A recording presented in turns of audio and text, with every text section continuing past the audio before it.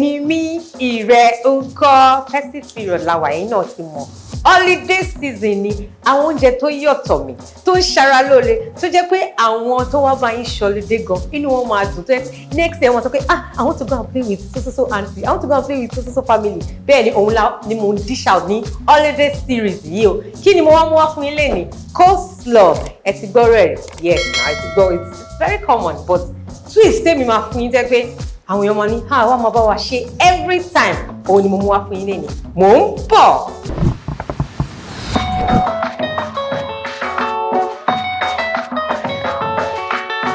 Welcome back. Kí ni mo ní mo mú wá fún yín? Coleslaw. Kò ń ṣe go-slow, mi sọ go-slow.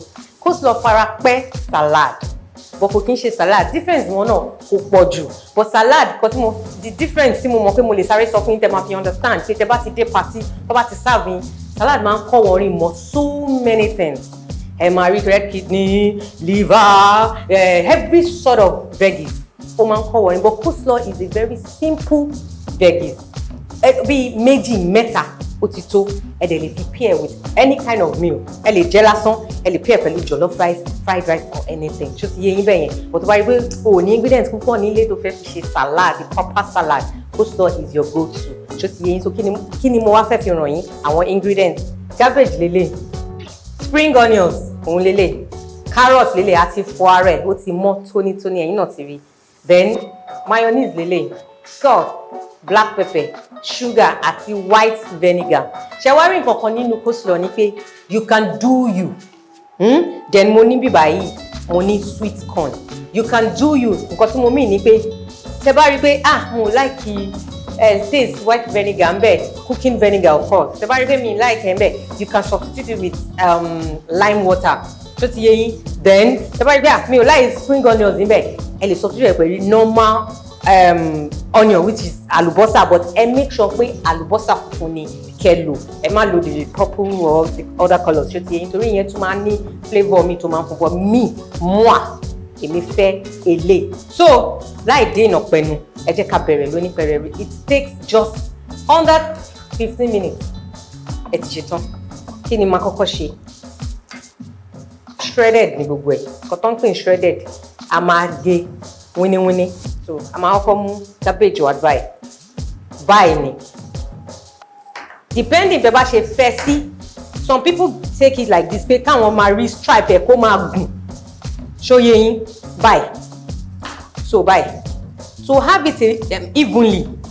Tẹ́ bá ti jẹ́ pé báyìí lẹ ṣe mu, ẹ máa ṣe lọ báyìí. Tó bá jẹ́ pé like ẹ máa rí kó gùn báyìí pé oní kékeré báyìí, ẹ bẹ̀rẹ̀ láti àárín báyìí. That's it. But pé mi ṣe like ẹ tí mo ṣe máa rí pé ó máa ń jujú gbèsè tó máa ní mo like coleslaw yẹn. Serve me, òun ni mo ń ṣe yìí. So you shred it like this. Ẹ má máa fast jù so that kò ní máa overtake. Ṣó yé yín.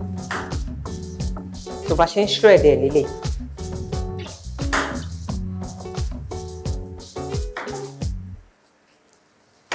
Cabbage ó ní iṣẹ́ púpọ̀ tó ń ṣe lára o. You can Google about it. Especially fáwọn nursing mothers tó bá fẹ́ win ọmọ wọn. Meaning tẹ́ bá fẹ́ stop breastfeeding. So perfect. Ìtọ́ máa fi ní kẹ́ lọ́ máa ṣẹ́tìrì bóyá wá ṣẹ́tìrì. Ẹ máa wò pé machine ló fi gé tiẹ̀ kò ṣe machine ọwọ́ yìí yẹn ti rí. Because mo fi gé náà nìyẹn. So in presenting your salad or coleslaw, ẹ máa jẹ́ kí àtilẹ̀ ní kó má ti wọ́. Meaning ẹ jẹ́ kó jojú ń gbèsè gan láti lẹ̀. Tó ṣe dé yín so that ó máa dùn rí. Anybody tẹ́ bá fi serve inú ẹ̀ gan máa dùn pé ṣé mi lè serve bí ọlọ́ba yìí. Holiday season la wà o. Ẹ treat ara yín nice. Tẹ́ bá kó ṣe gbogbo ìgbà náà lè máa lọ síta lọ jẹun ní ṣó yé yín náà. So as much as you can, ẹ shred ẹ dáadáa.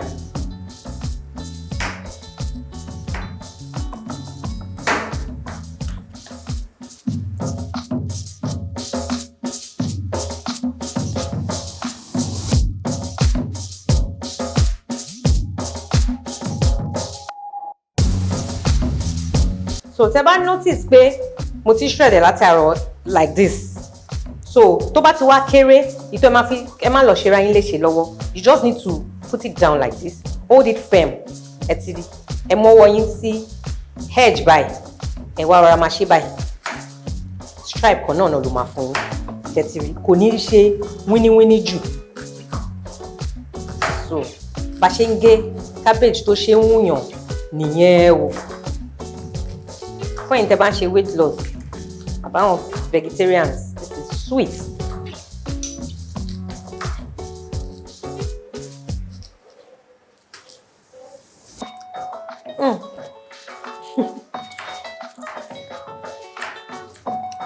So, àti ṣe kí ni? Àti rọra shred, nǹkan tó ń pè ní shredded cabbage lélẹ̀ báyìí. Ẹ ti rí, òun ni. Isn't this beautiful? Àìsí ṣe tán gan-an. Ó ti ń wù mí jẹ. Fẹ́ jẹ́ ká rọra kó báyìí. Ká pààkì ẹ̀ báyìí.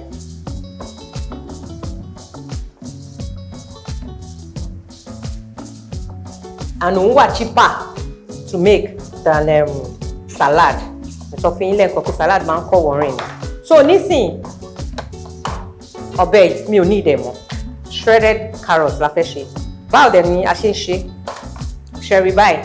Tẹ bá ní kinní, ìmí ìwà tó yẹ pé bí onírin, ó ní different faces báyìí. Oníkálukú ló ní shape ẹ̀. But shape tẹ bá desire ni. But however, báwo lẹ ṣe máa cut ẹ̀ tó máa ṣe bá cabbage yìí dọ́gba tó dẹ̀ máa ṣe wùn lójú dáadáa tó máa fine tó máa look very very presentable. Don't do your carrot like this. Eléyìí another meal ló máa ń fine fún. Kò ní really. So you take it like this. Ẹ rọwọ́ mi. Ẹ máa wá ṣe báyìí. Straight. So máa straight. Báyìí máa ṣe fún gbogbo ènìyàn ti rí. Have you seen it? Bóyá rí nìyẹn. Instead of kẹ́ ṣe báyìí, ìyẹn ò ní fine. So báyìí máa ṣe fún everything lélẹ̀.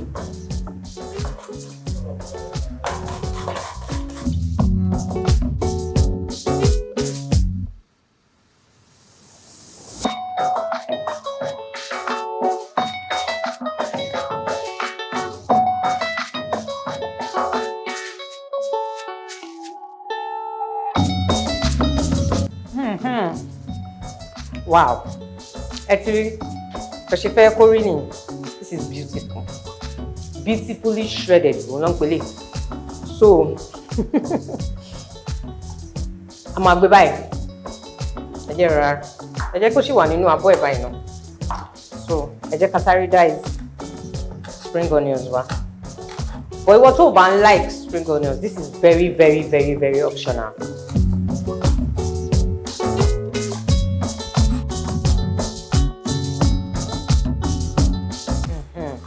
This one, ẹ má lò bí báyìí torí yẹn nìkan ní kẹlò.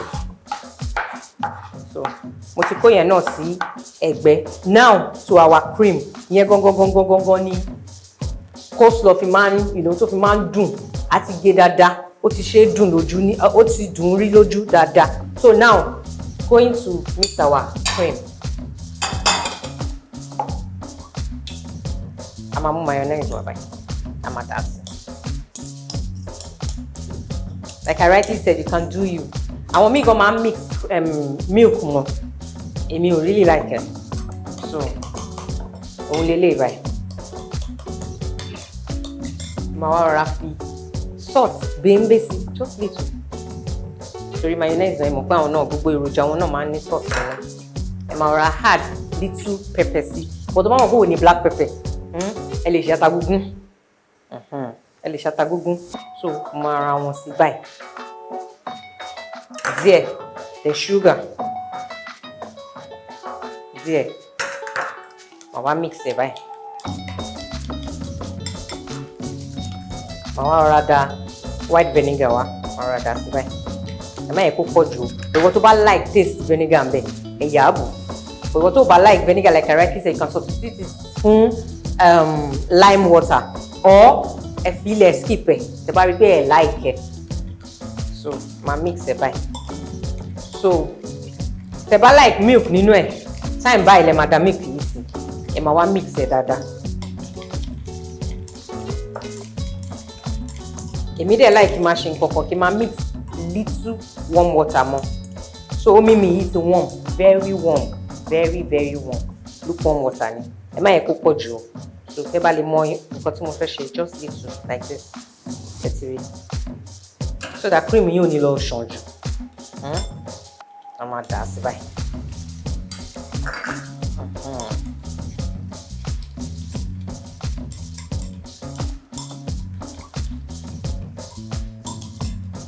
And our what? Our coleslaw cream. Ó ti ready. Kò sí nǹkan kan mọ́ ńbẹ̀.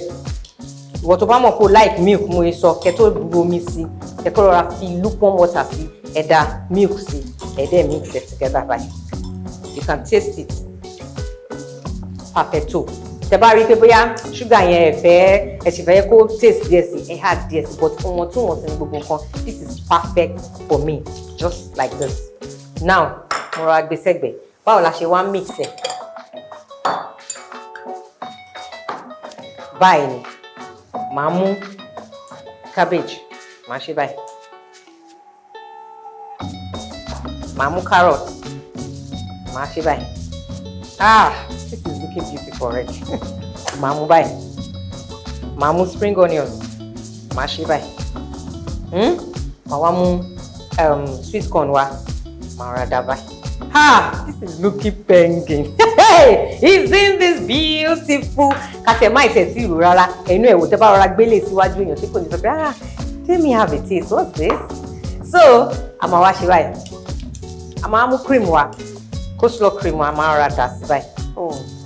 Then nǹkan nípa coleslaw ni pé coleslaw ẹ máa jẹ́ kó wà very creamy. Ẹ má ṣàwọn cream. Ṣó ti yé yín? Torí ẹ̀ ni mo ṣe fi twist to J one more time, so a lè jẹ́ káwọn èròjà yín kó tún kó gbé pẹ́ẹ́lí dáadáa. Then you mix it well. You mix it well. Then coleslaw máa ń dùn gan bá wà ní fridge. Tó bá tutù. Wàá jẹ bó kọ̀tán pẹ̀lú omi gidi.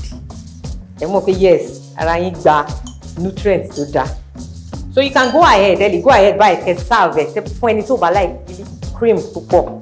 Bẹ́yẹn when tó bá like ẹ̀ tó hard, but ẹ bá rí pé ẹ mọ̀ pé mo ṣì ní cabbage níbi àti carrot. Then reason tá ṣe lè ní pé so that tẹ bá ṣe ń bù fún yàn gbogbo ẹ̀ ẹ ti wà so sure pé you are rest assured pé cream yẹn gbogbo coleslaw yín ló wà creamy. Kò ṣe pé ẹnìkan máa rí pé cream ò tó and all that la ṣe ń ṣe ní batch by batch. And téèyàn bá gbé báyìí a rí spring onions, a rí cabbage, a rí carrots in there, a dẹ̀ rí sweet corn. So that's how you need to take it batch by batch. So now I'm going to do another batch on it. Màá ṣe báyìí. Ṣó ti yé yín? So you might want a bigger bowl. Ẹ lè fẹ́ change ẹ̀ sí bigger bowl. Tẹ́ bá rí pé kíní ẹ ti rí. Then your carrots. Cream tí mo rọra láyìn ó dùn bàjẹ́. Then your spring onions. And again, your sweet corn. But èmi ò like máa lo sweet corn tán láti fi mix it, because after everything tó bá fẹ́ wá garnish ẹ̀ máa rọra da sweet corn just to pop the colour out. Ṣó ti yé yín now? So sweet corn mi ní mix sweet corn mọ́mọ́. Final one lẹ máa ti rí sweet corn again. Then a máa da creams. So ó máa ń pay, ó máa wà advisable. Tẹ́ bá rí pé ẹ níyàn, holiday season now, àwọn èèyàn máa wá ń kí yín. So tẹ́ bá ṣe báyìí sínú fridge, ẹ gbé sínú fridge gbogbo ẹ̀ separately. Àwọn kẹ́ ti mix àwọn veggies yẹn lẹ̀, kẹ́ ti mix ẹ̀. So cream yín ẹ má dà sí so that kò ní kan. So ti yé yín, ẹ gbé cream yín sẹ́gbẹ̀ẹ́ nínú fridge yín. So téèyàn bá ń dé, just scoop the veggies, then you mix the cream. Ẹ máa wá mix it together. Isn't that a trick? Yes. Ẹ máa ní coleslaw yẹn ti kán látàárọ̀. No. Ẹ tẹ́ bá lọ bá ní party or anywhere. Bá ti pé bẹ́ẹ̀ tẹ́ bá fẹ́ jẹ ńlé ẹni náà gan pàápàá. Lẹ́ni wo bá mi coleslaw mi bọ̀, má cream ẹ̀ fún mi. Fi cream sẹ́gbẹ̀ẹ́ kó fún mi coleslaw. Tí bá délé, màá lọ buy. So that's it. A máa tún wá round ẹ̀ báyìí. Ṣó yé? Bí mo ṣe ṣe fún everything. So the next time tẹ́ bá máa rí mi sìn, mo ti serve ẹ̀ ni. Ẹ máa rí bó ṣe look appealing.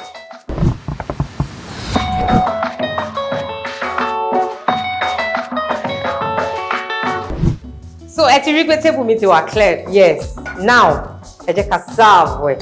Kò fine báyìí tẹ́ bá fẹ́ ẹ̀yin náà ẹ wò ẹ lè present ẹ̀ èmi kò ní jẹ́ o. So bá ṣe ń serve ẹ̀. Serve it neatly. Ẹ̀yin náà rí pé cream yẹn ó hàn lára ẹ̀, kò pọ̀ jù, kò ṣe mẹ́ṣẹ́mẹ́ṣẹ́ jù, kò dẹ̀ kò dry jù. That's how you want your coleslaw to look like. Oh, this is beautiful. Beautifully made by Alase, Nimi, Iyere. So toppings, so you can do with another veggie. You know, just for colors. So that's it. Pop out, you know. So ẹ má jẹ́ kí n gbọ́ pé tí bá rí èmi ò mọ coleslaw ṣe àbí nǹkan mo ti kọ́ yín dáadáa o. Bó dẹ̀ ṣe ń ṣe òun lélẹ̀ kò nira rárá kò dẹ̀ ṣe kí ni. This is looking beautiful. So ẹ jẹ́ àjẹ́.